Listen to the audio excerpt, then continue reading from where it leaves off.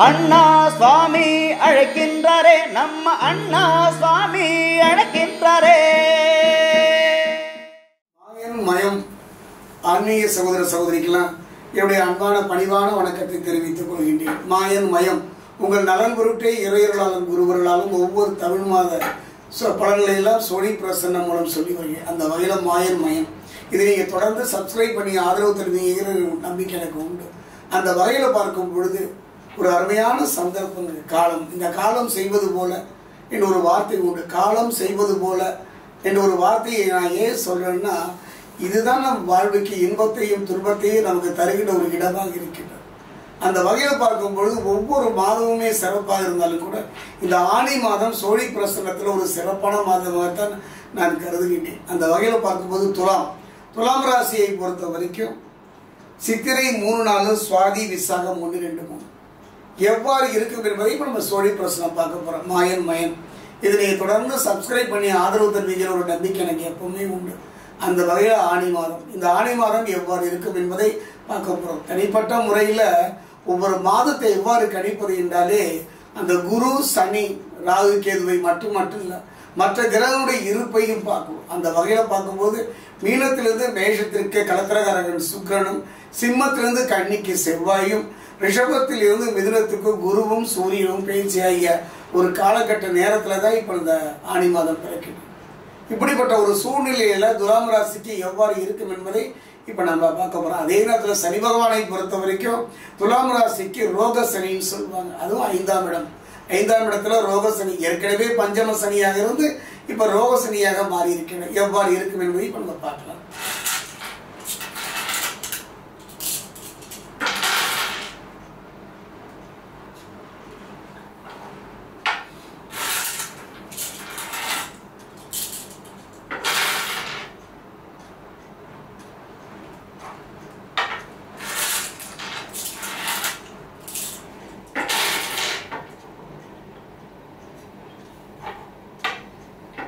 துலாம் ராசி ஆன்மீக சகோதர சகோதரி, நவ கிரகங்களுடைய இருப்பை பார்த்தோம்.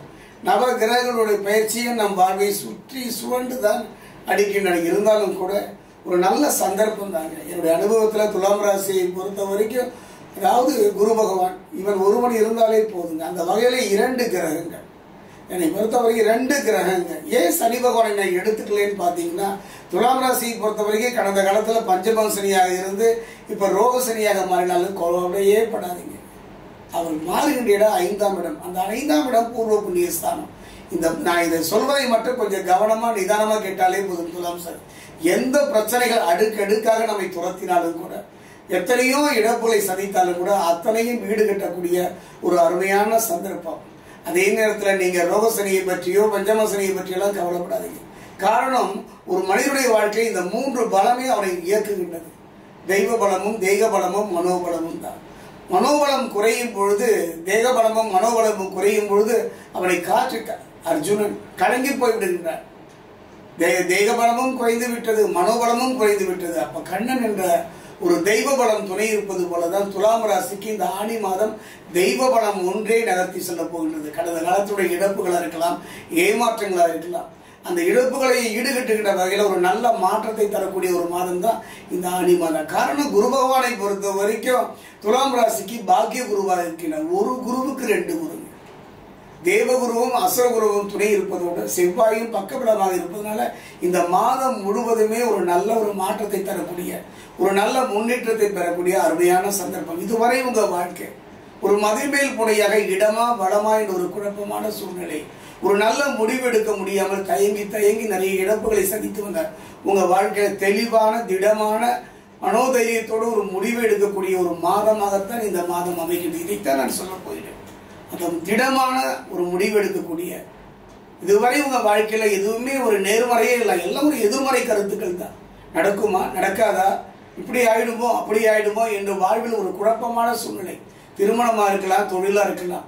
ஒரு எடுத்து வைக்கின்ற அடி ஒரு நம்பிக்கை இல்லாத அடியாகத்தான் நீங்கள் சந்தித்து வந்தீர்கள். கவலையே பட வேண்டாம், கண்கலங்க வேண்டாம். காரணம் என்ன, துலாம் ராசிக்காக இந்த மாதம் பார்த்தீங்கன்னா ஒரு அருமையான மாதம். ஒரு நல்ல திருமண யோகத்தை செவ்வாய் அமைத்து தருவார். ஓரடி மண் கூட சொந்தமே இல்லை என்று கலங்கியவர்களெல்லாம் செவ்வாயின் மூலமாக வீடு வாங்குவதற்கும் நிலம் வாங்குவதற்கும் வாங்கிய இடத்துல பிரச்சனை இருந்தால் அதை நல்ல முறையில் முடித்து தருவதற்கும், பாதியில் நின்ற மனையை நல்ல முறையில் கட்டி முடிப்பதற்கும், அரசு துறையில் ஆதாயம் பெறுவதற்கும், நீண்ட நாள் கடனை அடைப்பதற்கும் ஒரு அருமையான சந்தர்ப்பமாகத்தான் இந்த ஆணி மாதம் அமைகிறது.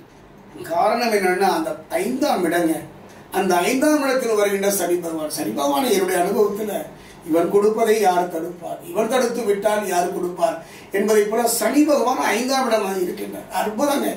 நீங்க செய்ய வேண்டியது ஒன்னே ஒண்ணுதாங்க. 1000 கவலைகள் இருக்கலாம், யார் செய்த சாபமோ பாவமோ உங்க தலையில் விடிந்து இருக்கலாம்.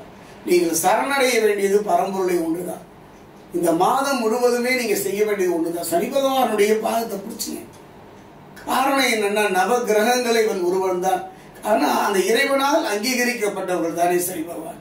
சனியின் பாதத்தை மட்டுமே நீங்க பாதத்தை பிடித்து விட்டீர்களாலே போதும், தொட்டது துளங்கும். பொன் வைக்கும் இடத்துல ஒரு பூ வைக்கிற மாதிரி காரியம், தடைப்பட்ட காரியங்கள் தடை நீங்கும். நல்ல ஒரு திருமண யோகம். இதுவரை விரைய செலவை சந்தித்து வந்தீர்கள், நண்பனும் பகைவனாகிற ஒரு சூழ்நிலையை சந்தித்து வந்தீர்கள். அதுல ஒரு நல்ல மாற்றம் ஏற்படும். உங்களுடைய ஆற்றல் மேற்படும். உங்கள் ஆற்றல் இது வரைக்கும் யாருக்குமே தெரியல. குன்றிலிட்ட விளக்காக நீங்கள் சுடர்விடுகின்ற ஒரு அருமையான சந்தர்ப்பம். அதே நேரத்தில் பார்த்தீங்கன்னா கொஞ்சம் கவனமா இருங்க, நிதானமா இருங்க, பொறுமையா இருங்க. காரணம் என்றால் பகைவன் சூழ்ந்து நிற்கின்ற நேரம், அதாவது நல்லவனும் பகைவனாக மாறுகின்ற சூழ்நிலை, ஏமாற்றங்களை சந்திக்கின்ற ஒரு சூழ்நிலை, இழப்புகளை சந்திக்கின்ற ஒரு சூழ்நிலையை சந்திக்கின்ற சூழ்நிலை இருப்பதனால கொஞ்சம் கவனமும் நிதானமும் பொறுமையும் இருக்கணும். ஆத்மகாரகன் சூரியன் என்னை பொறுத்தவரை இந்த மாதம், இந்த ஆணி மாதம் துலாம் ராசிக்காரர்கள் செய்ய வேண்டியது ஒன்னே ஒண்ணுதான். நீங்கள் செய்ய வேண்டியதெல்லாம் உங்களுடைய முன்னோர்களுக்கு ஏதாவது பாக்கி இருக்கா, பித்ருக்களுக்கு ஏதாவது செய்ய வேண்டியது இருக்கா, நம்மோடு வாழ்ந்து மறைந்து அவர்களுக்கு ஏதாவது செய்யணுமா? அதாவது ஆண்டவன் கொடுக்க மறந்ததை, கிரகங்கள் தடுப்பதையெல்லாம் இவங்க ஒருத்தங்க போதுங்க. உங்களுக்காக கையேந்தி நிற்பார்கள். பிதுர்லோகத்திலிருந்து வந்து உங்களுக்காக கையேந்தி நிற்பார்கள். நீங்க சிந்துகின்ற கண்ணீருக்கு பலனை தரக்கூடிய ஒரு சக்தி தான் பிதுர்கள். அந்த வகையில துலாம் ராசிக்காரர்களுக்கு ஒன்றே ஒன்று நீங்க சொல்லலாம், சாமி நான் வந்து ஆடி அமாவாசை, தை அமாவாசை, மகாலய அமாவாசை எல்லாம் செஞ்சுக்கிட்டு தானே இருக்கேன். அதெல்லாம் வேற. அதாவது ஒரு காரியம், ஒரு காரியம் செய்யலாம், இப்ப செய்யணுங்க, அந்த காலம் கருதி செய்யணும். அந்த வகையில பார்க்கும்போது இது கேட்கறதே ஒரு பாக்கியம் தானே. சொல்லி பிரசன்னத்தின் மகிழ்ப்பதை நான் சொல்றேன்.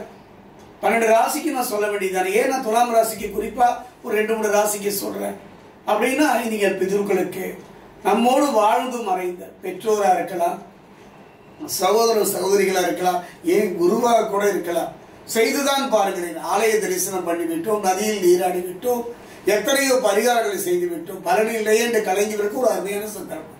இந்த ஆணி மாதத்துல ஏதாவது ஒரு நாளுங்க, ஏதாவது ஒரு நாள் சுவாமி நான் காகத்துக்கெல்லாம் வைக்கிறேன், பசுவுக்காக தீக்கிற கூட, அதெல்லாம் இல்லைங்க. அதெல்லாம் முழுமையான பலை திருவா. ஒரு ஆலயம் செல்லுங்க. இதுக்கே நிறைய ஆலயம் இருக்குங்க. செங்கல்கட்டுக்கு பக்கத்துல பாத்தீங்கன்னா திருக்கழுகுன்றா, அங்க பாத்தீங்கன்னா அங்க தர்ப்பணம் பண்ணுவதற்கே ஒரு ஆலயம். தினமும் அங்கு தர்ப்பணம் நடைபெறுகின்றது. அந்த ஆலயம் சென்று தர்ப்பணம் பண்ணலாம். இல்லைன்னா யாரையாவது அழைத்து வந்து ஒரு நதியின் கரையிலோ ஒரு ஆலயத்தின் அருகிலோ செய்து பாருங்கள்.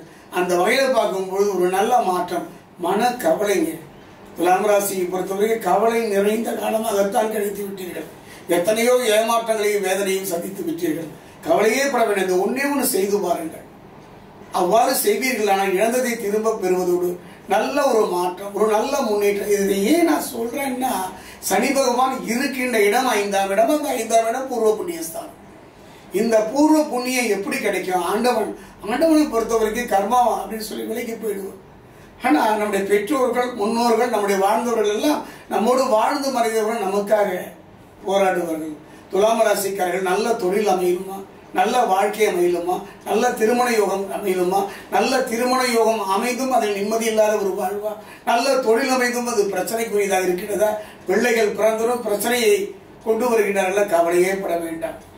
அதே நேரத்தில் சரியான நேரத்தில் சரியான முடிவை எடுத்து விடுவீர்களான உங்க வாழ்க்கையில தொட்டது துலங்கும். இதுவரை ஏமாற்றத்தை சந்தித்து வந்த அவங்க வாழ்க்கையில நல்ல மாற்றம் தரக்கூடிய ஒரு மாதமாகத்தான் இந்த ஆணி மாதம் அமைகின்றது. அதே நேரத்தில் பிள்ளைகளின் வளர்ச்சி அதிகரிக்கும். பிள்ளைகளுடைய படிப்பு மட்டுமில்லை, அவர்களுக்கு கவனம் செலுத்துகின்ற ஒரு காலமாகத்தான் இந்த காலம் அமையும்.